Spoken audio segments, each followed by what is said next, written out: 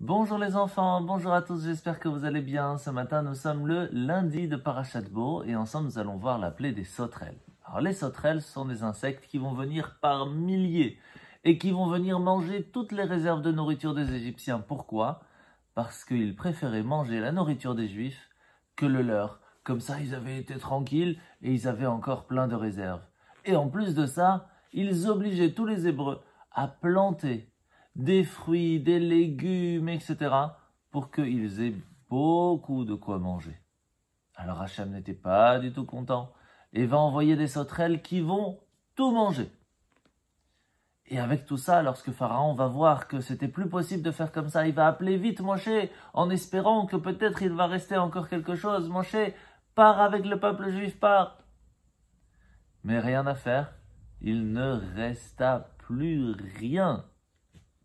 Et c'est à ce moment-là que Hachem va endurcir le cœur de Pharaon. Même qu'il était prêt à laisser partir le peuple juif, il ne va pas le laisser faire teshuva. Il ne va pas le laisser demander pardon. Alors la question se pose pour nous. Comment ça marche, nous, quand on veut demander pardon? Est-ce que c'est toujours possible? Et la réponse est que oui. Sachez que Hachem nous envoie toujours un petit signe pour nous rappeler qu'aujourd'hui, on est en train de faire une bêtise et qu'il faut demander pardon et qu'il faut s'arrêter tout de suite. Par exemple, je vais vous raconter l'histoire de cet Israélien qui était en train d'ouvrir un nouveau business, un nouveau travail, en train d'acheter des pellicules photos pour les revendre. Un jour, il prit un rendez-vous avec un très grand businessman en Chine. Il prit l'avion pour arriver, puis il se rend compte que le jour de son rendez-vous, c'était pendant le jour de Yom Kippour. Et il ne sait pas quoi faire, c'est que Yom Kippour, est-ce que je vais quand même y aller ou pas?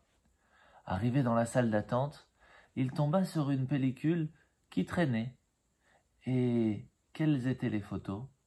Les photos de synagogue, de juifs en train de prier.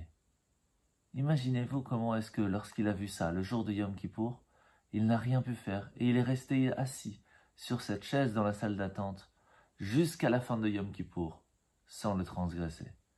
Vous voyez comment est-ce que Hachem nous envoie des signes pour nous aider tout le temps à être sur le bon chemin. Bonne journée les enfants.